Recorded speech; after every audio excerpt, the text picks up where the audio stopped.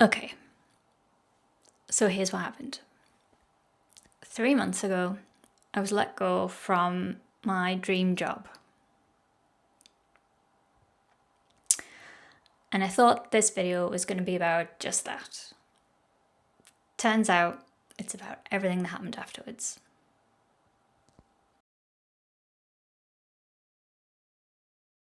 Hi, I'm Vic. I'm a UX designer and I'm from the northeast of England. I've been a designer for about 20 years now. The last 6 years I've been specialising in UX design. And up until very recently, I had my dream job. And this story is a little bit about that. So, yeah, where to start?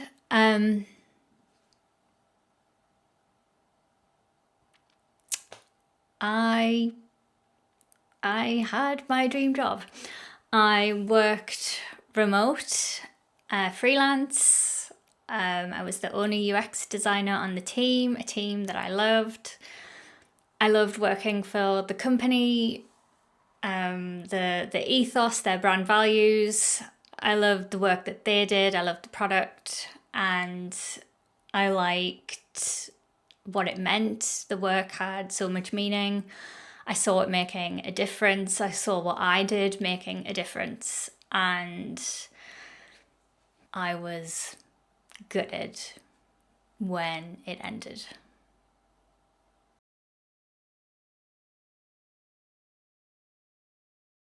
So this job, although I was freelance, it was full-time. It was a full-time contract. They were my only client.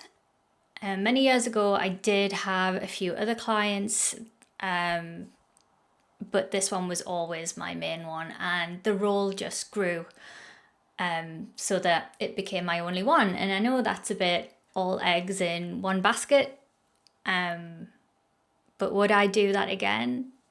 Absolutely, in a heartbeat. It's rare to find somewhere where you can work and you feel like you fit right in and you love what you do. I just loved everything about it. It was an amazing experience, and I don't regret anything.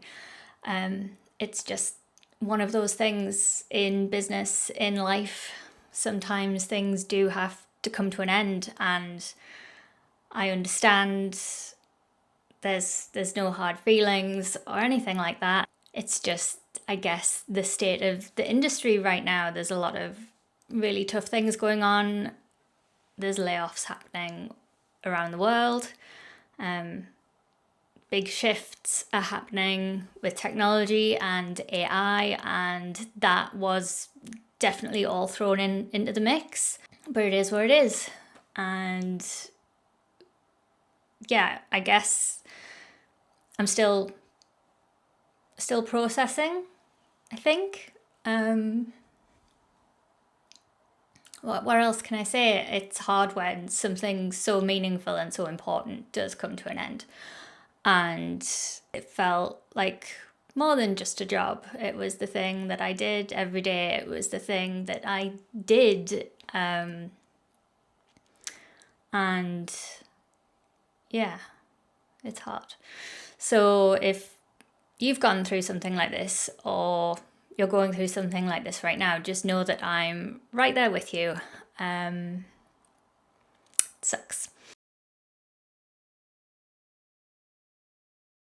Moving on, let's tell the story.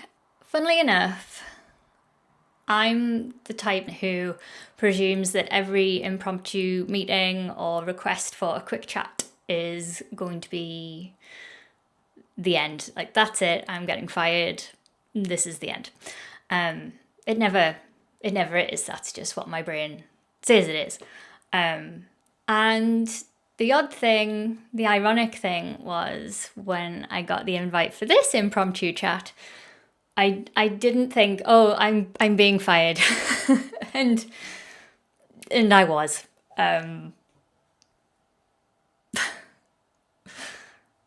I was. And yeah, it was that call. It was the call I had always dreaded and I didn't see it coming. And I was useless on the call. I don't think I said a single useful word other than like letting the reality bricks hit me in the face, basically. So yeah, it felt like everything was great until it wasn't. And I mean, I do understand everything, like the decisions behind it. And I guess I maybe should have seen it coming a bit, but maybe I was just being super positive and thought that we were all knuckling down and riding out sort of a difficult time in the sector that I was working in. But yeah, life is a funny onion sometimes. So it was out of the blue, like I said, and so that did contribute to the shock. And I even think even if I had maybe felt it coming or had some sort of inkling that that's what this call was going to be about or that this was happening, I still think I would have been shocked. I think that's the nature of big life changes, is that even if you can prepare and you can sort of brace yourself or try and cushion the blow in advance, I just think it's a shock. And so that was, I guess, the immediate feeling. To be honest, I tried to remain very composed and professional on the call, as you do, but I was mentally booking in a meltdown for 15 minutes time, which I did have. So yeah, that's what happened. In the space of 20 minutes, the whole day changed, the week changed, the year ahead, life ahead changed. Okay, so what did this mean practically? I had been given advance notice with this call. So I had about 3 months where I would still be working with the team, still working on some open projects. So I had a bit of time where I would still be earning, and I'm very fortunate that that was the case. There was also talk of potentially in the future there being some ad hoc project work, which brilliant if that is the case, but it wasn't guaranteed, and that was clear also. The most likely scenario, and I guess the scenario that was most prudent to plan for, was zero work, and everything that follows is based on the understanding that as of June 1st, I had no job.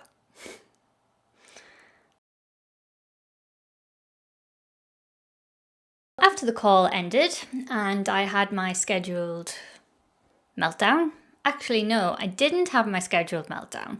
I scheduled it for 15 minutes after the call ended because it was imperative to do some immediate list making, which must be my preferred method of crisis management. What I'm going to tell you about next is how this list became integral to my survival. Without the list, I would have sunk, basically. And I immediately just started pouring out tasks into this list. At first, it was things like immediately check what I could unsubscribe from. I was thinking, oh God, let's immediately strip back my personal budget and my business budget. Is there any software that can go? Like pulling everything out, or imagine it was a ship and just throwing everything overboard. And although I wasn't necessarily doing those things, it was going into the list. And amongst that, it was things like, oh God, where do I stand with my taxes currently? And I need to speak to my accountant. It was important to have this list running. because at any time when something occurred to me that I hadn't thought of, I could add it to the list and it wouldn't get lost. I invite you, if you ever go through something like this, fire up a list immediately. I actually still have the list. I kept adding to it like months later. It became a place where I could put ideas as well, because in the beginning I was very focused on just important life admin stuff. But when my brain did like free up and got some like creativity flowing and ideas for what I could do next, that was a place where I could put those as well. Basically anything that was important that was happening just went on this one list. And like I say, without it, I don't know where I'd be. When I could sit down and work on bits, I could just check it off. The further down I got and more things were looked into and solved and checked off, the better I felt. It made me feel like I was taking care of things and getting through it and that everything was in hand. It was kind of like having an assistant, except the assistant was me.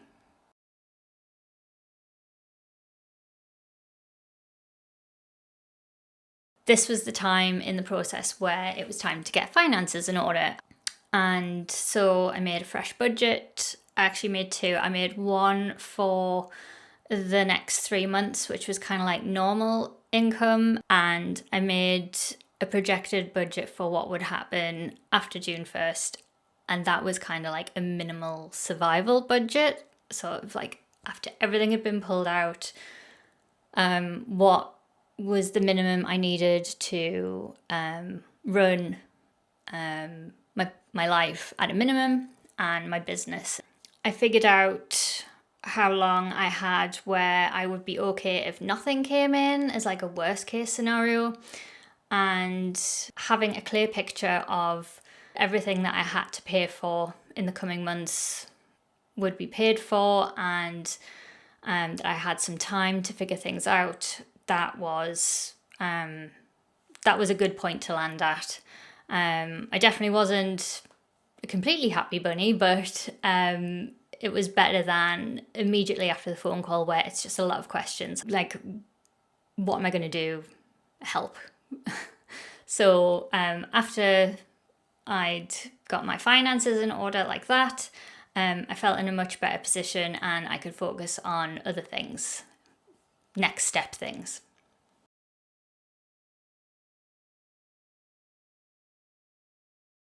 And that was things like I need a portfolio. I didn't have a portfolio because, let's face it, who actually updates their portfolio while they're working? If you do, you're a better designer than I am. I needed a website because I didn't have a website at the time. Make some case studies on everything I'd been working on in recent years.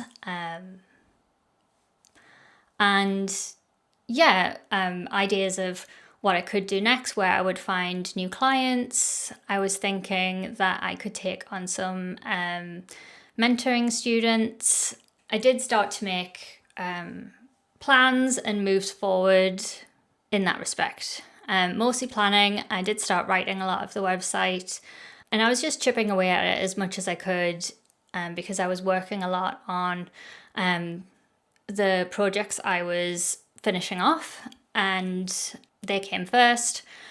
And I guess in amongst still processing everything that was happening, and I was still worried, I was still very sad, and sometimes I didn't feel like I had the capacity to work on my own stuff, which that's just where it is. So when I did, I chipped away at it, and I just knew that I would just keep coming back to it until it was where I wanted it to be. However, soon I definitely ran out of juice. And it was a case of deciding what was important to focus on and take a look at my energy levels and where I should spend that energy.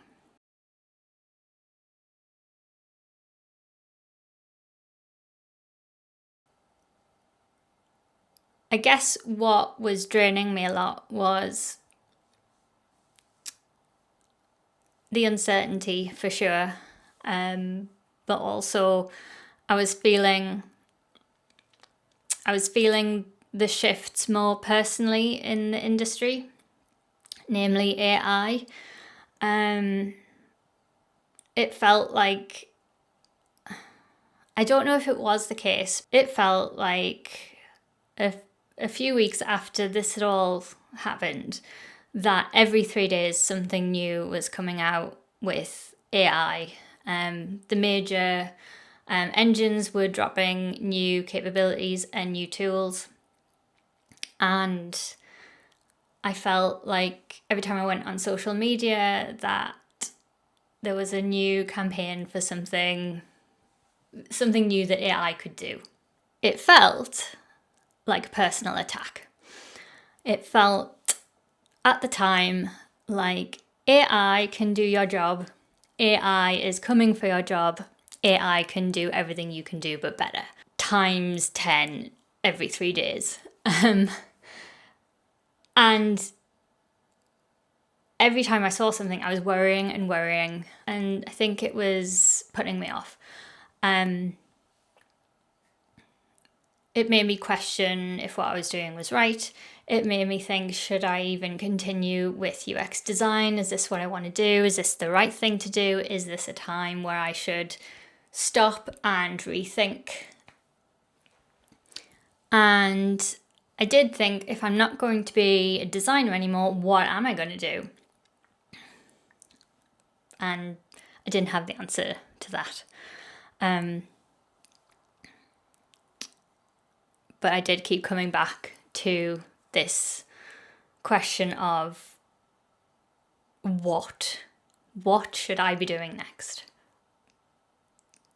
It felt like I would sort of go off on a tangent of maybe I should do something slightly different, and then I would come back to it and I'd be like, no, this is right, and keep going, just keep plodding on, just keep making the website, keep making the portfolio. It also felt a bit like this is all you know how to do, and that's a very self-limiting thought to have. And that made me sad a bit. It was just, I think it's hard to know what to do when you're still reeling from something so big and you're still trying to get on with work and still put your all into that. And it just didn't feel like there was a lot of critical thinking space outside of that. So I wasn't very good at solving problems for a little while and definitely wasn't feeling very creative or positive. So it really was too much to ask myself to solve this big of a problem and this important of a problem. So I kind of shelved it for a while. And decided that I was just going to focus on the project work and looking after myself until my time was up. This was probably the hardest time because the constant worry of, oh my God, what's happening next? Why aren't I doing anything about it? I haven't made any moves forward was always playing on my mind. So I guess for a long while I just didn't stop. Even though it felt like I wasn't moving any further forward, I actually wasn't giving myself much of a break either.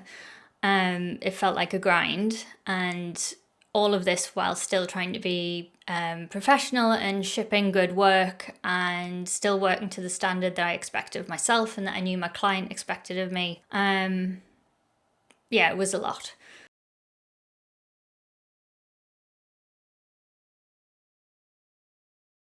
I had explored a lot of avenues, and at the end of the day, it still made the most sense to continue with UX design in some capacity.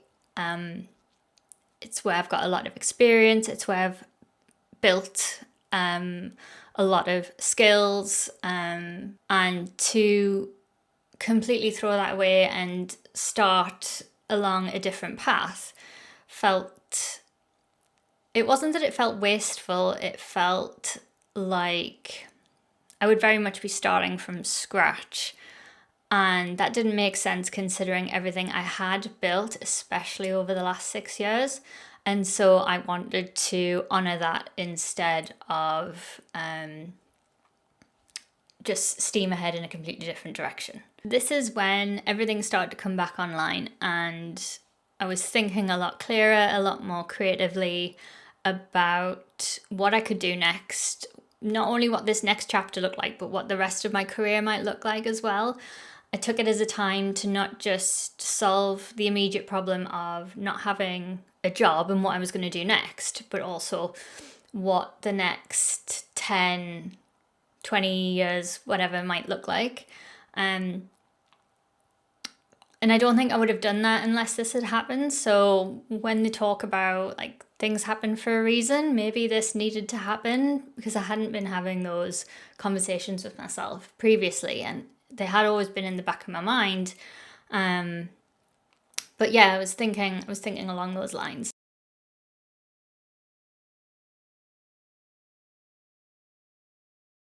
And I started having like good ideas about what I could do next, and like the mentoring. And I thought maybe I could make, I don't know, an ebook or some sort of resource for students who were trying to get into UX design, or maybe switching from graphic design to UX design, which is part of my career history. And I would get excited about these projects or ideas for the next chapter, but they would unravel, and there would be a problem. I kept coming up against like this won't work. Who and how, and I just felt like I was going around in a lot of circles, and this sort of went on repeat, which was draining. And it felt like I was constantly trying to build a house on Quicksand, trying to solve the problem, feeling like I'd solved it and I had a direction, and then I would feel like, yes, I've got it, let's go for it, and then it would unravel, and then no, resolve the problem, worry a lot, think a lot, solve it, go again, oh no, it's unraveled again, and this just kept going on and on. It was lonely because there wasn't anyone I could ask for the answer, and I didn't have the answers, and no one was coming to save me. I had to save me. And that's life, and that's being an adult. And especially when you're the only one who does what you do, and I don't have a lot of peers. Actually, I don't have any peers who do what I do. So it feels like, although like my family and my boyfriend like care immensely, and they would listen and they would support as best they could, it feels like there's only you who knows like intimately the situation, and you've got to solve it.